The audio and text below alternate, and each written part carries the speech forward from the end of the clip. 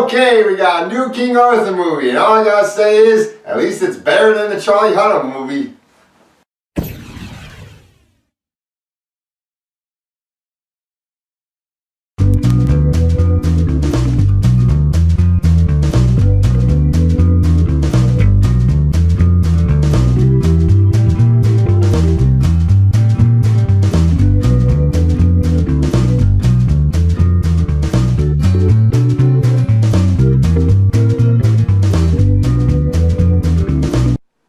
The Kid Would Be King, directed by Joe Cornish, starring Louis Ashburn Circus, Andy Serkis' son. Then you have Denise Go, who plays his mother in the movie.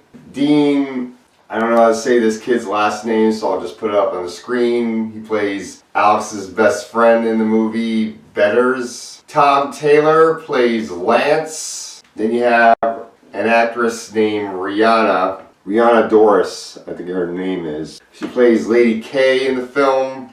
Rebecca Ferguson plays Morgana, or Morgan Le Fay, who is King Arthur's half-sister and the villain of the movie. Patrick Stewart plays Merlin, and we have a teenager in this movie playing young Merlin, Angus Emery. This movie is a King Arthur movie for kids. I suppose this would be an unofficial version of a remake of The Sword and the Stone, basically, but it's set in modern times. In this movie, we have a kid named Alex Elliott, played by Andy Serkis' son, Louis Ashburn Circus, who is a very stand-up kid and is willing to stand up to bullies when a bully goes against one of his own best friends, Betters.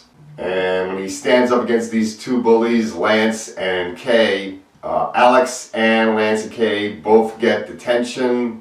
Alex gets chased by Lance and Kay, and Alex finds a sword in this construction site stuck in a stone. He pulls the sword out and he finds out the sword is the sword, Excalibur, and that he's been chosen to be the hero that's going to fight against Morgan Le Fay and defeat her, and he has to make his friends knights and make an army in order to fight Morgan Le Fay, an army of kid knights, and that's pretty much our movie.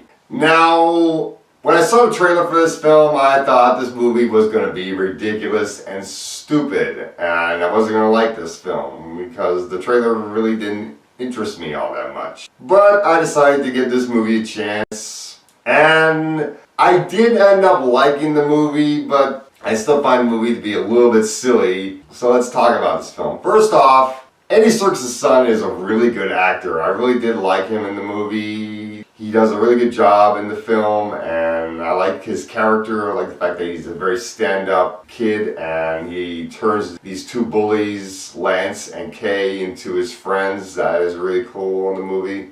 The kid that plays Betters, his best friend in the film, at first he was a little bit annoying, but throughout the movie he becomes less annoying and actually becomes a very good friend and everything. So I did like the kid as the movie went on. Lance and Kay, they are done pretty well. They are given some very good character development. You understand why they do act the way they do. The character arc they go to of them becoming less selfish and standing by Alex, that was pretty good in the movie. Then you have the mother, played by Denise Go. I think that's how to say her last name, Gough. I thought she was pretty good. There's not much to her character though. Angus Emery, who plays the teenager that Merlin is disguising himself as. He disguises himself as a teenager in part of this movie, and then in other scenes you see him as Patrick Stewart. Angus I thought was pretty good in the movie, and Patrick Stewart I thought was pretty good as well, but you don't really get that much of Patrick Stewart. You get more of the teenager Angus Emery, more so than Patrick Stewart, which is understandable. And when you see the teenager doing all his magic tricks, going it was kind of funny and everything. He makes swords multiply, and he does teach Betters how to do the same magic, which that didn't totally make sense because Betters doesn't have the same magical powers, but because he's able to move his hands the same way, he's able to perform the magic, I guess. And the actress that plays Alex's teacher, Mrs. Lee, I thought was pretty good in the film as well.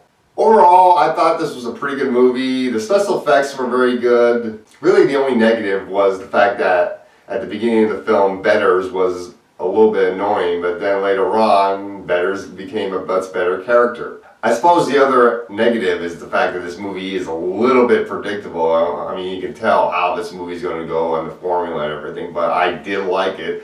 I like this movie much more than I liked the Charlie Hunnam movie, because I didn't like that movie at all. I hated that film. So I'm going to give this movie a B. It is worth checking out, and that's all I got to say for The Kid Would Be King.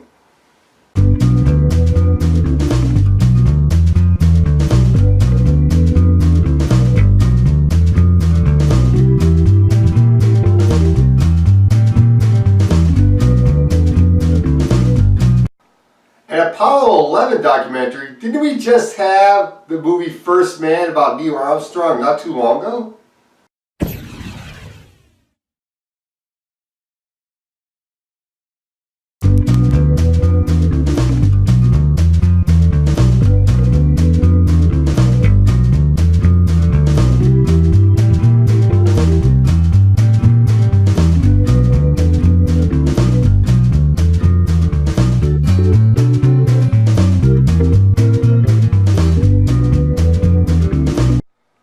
Apollo 11, directed by Todd Douglas Miller. This is a documentary about the Apollo mission to the moon, the first mission to the moon, which had Neil Armstrong, Buzz Aldrin, and this movie also has appearances from Walter Cronkite, Lyndon Johnson, and of course the president that wanted the whole moon mission to happen, which was John F. Kennedy, even though he died before the moon mission actually happened, because the moon mission happened in 1969, and John F. Kennedy, as we all know, died in 1963, that iconic date of November 22nd, 1963. And this was one of the things he wanted to get done on his things to do list. Unfortunately, he didn't live long enough to see that, but Lyndon Johnson made sure that this was one of the things that was going to get completed. This documentary basically just shows the footage of Buzz Aldrin, Neil Armstrong, and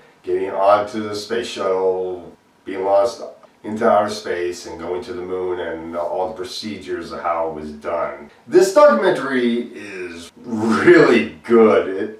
In comparison to the First Man movie, this is actually better than the First Man movie, because this actually feels more real. It actually feels like you're actually there, because you see all the people that watched it live from Florida, which is awesome, and seeing the astronauts getting onto the rocket, all the procedure within that point, and then seeing the rocket launch, it landing on the moon. They don't actually show the iconic moon landing footage. I suppose you could probably find that part up on YouTube anywhere, but they do show photographs of the astronauts on the moon. And of course they show the flag on the moon. And eventually you show the landing from the moon back to Earth. And it was really cool just seeing this and seeing the actual footage of how the moon looked back in the 60s and everything. And seeing all the people back in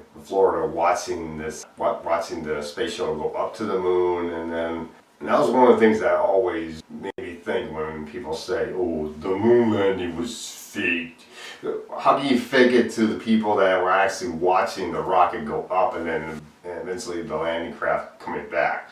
That part, you gotta wonder, how could that be faked? So this documentary was really great, and it was really cool just seeing this after watching First Man. So you like watch all this like back to back, the First Man, Apollo 11, and go into Apollo 13, which is on Netflix right now.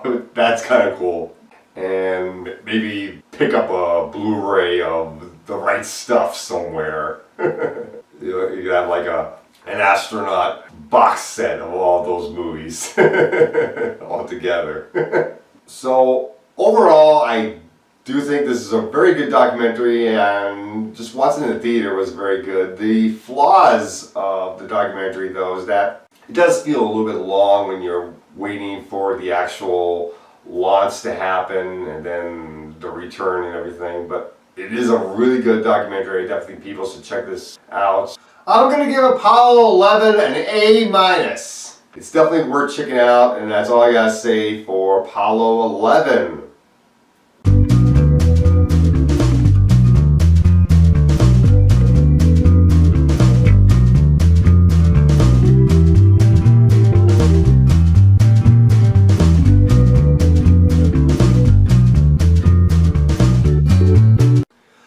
If you take Step Up plus Requiem for a Dream, you get Climax.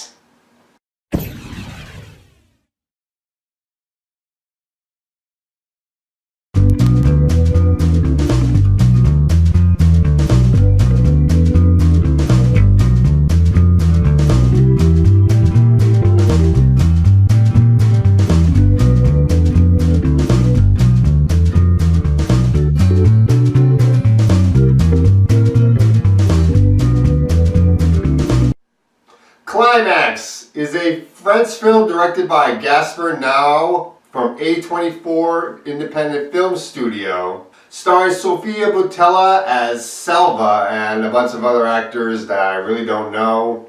Basically, this movie, which is set in France, it's about all these people that are very good at dancing, and they have this big party where there's punch mixed in with alcohol, and it's also has LSD, and there's some other drugs at this party, and all hell breaks loose. And that's pretty much the movie.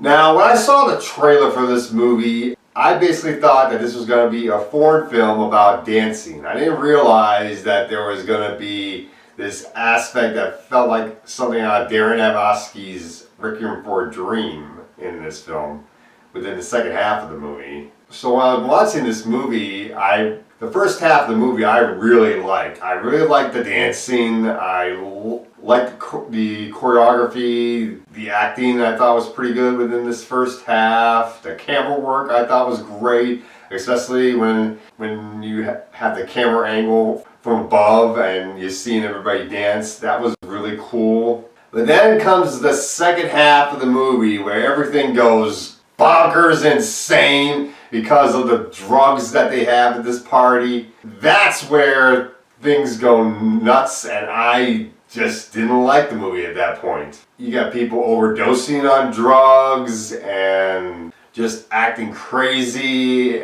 Each person's only caring about himself and not caring about anyone else around them, really. Not caring about the consequences of their actions and doing very stupid things. I don't want to spoil what they do, but it gets very insane when they're under the influence of the LSD, and I think there's cocaine at this party too, as well as alcohol, since I believe that alcohol is mixed in with the punch. So overall, I was liking the first half of the movie up until the second half where everything goes insane because of all the drugs.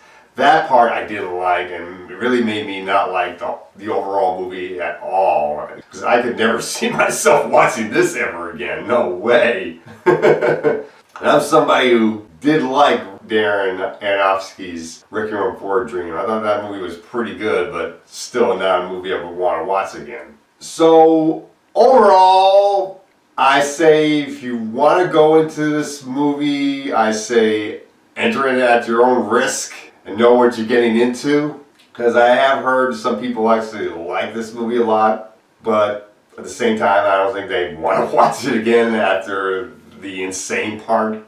That being in mind, I'm going to give this movie a D, as in don't see it, but if you want to see it and you want to see how crazy this movie gets, that's up to you. Just be warned, it gets pretty crazy with this movie.